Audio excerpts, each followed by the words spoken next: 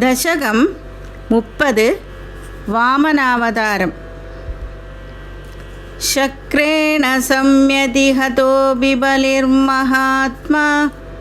शुक्रेण जीविततनु क्रतुवर्धितोष्मा विक्रान्तिमान् भयनिलीनसुरां त्रिलोकीं चक्रे वशे स तव चक्रमुखादभीतः पुत्रार्तिदर्शनवशाददितिर्विषण्णा तं काश्यपं निजपदिं शरणं प्रपन्ना त्वत्पूजनं तदुदितं हि प्रयोव्रताख्यं सा द्वादशाहमचरत् त्वयि भक्तिपूर्णा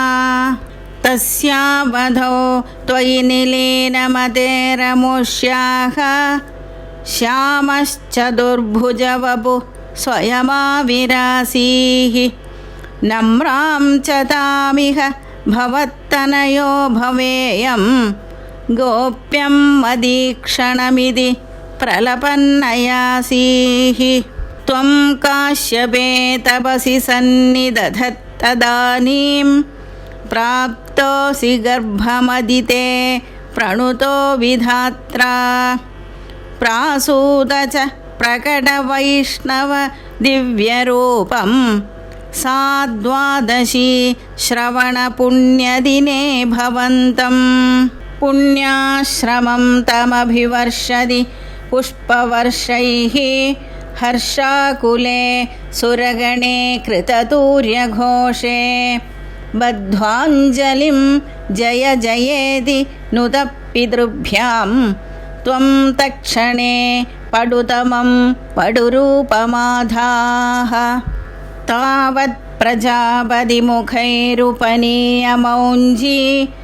दण्डाजिनाक्ष वलयादिभिरर्च्यमानः देदीप्यमान वपुरीश कृताग्निकार्यः त्वं प्रास्थिता बलिगृहं प्रकृताश्वमेधं गात्रेण भावि महिमोजित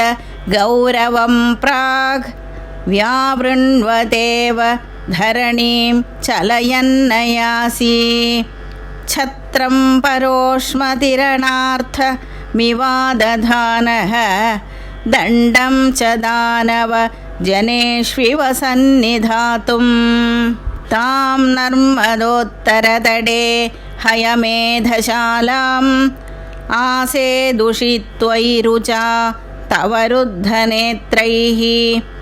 भास्वान् किमेष दहनोऽनु सनत्कुमारः योगीनु कोऽयमिति शुक्रमुखैः शशङ्के आनीतमाशु भृगुभिर्महसाभिभूतैः त्वं रम्यरूपमसुरः पुलकावृताङ्गः भक्त्या समेत्य सुकृती परिणिज्य पादौ तत्तोऽयमन्वधृत मूर्धनि तीर्थतीर्थं प्रह्लादवंशजतया क्रतुभिर्द्विजेषु विश्वासतोऽनु तदिदं दिदिजोऽपि लेभे यत्ते पदाम्बु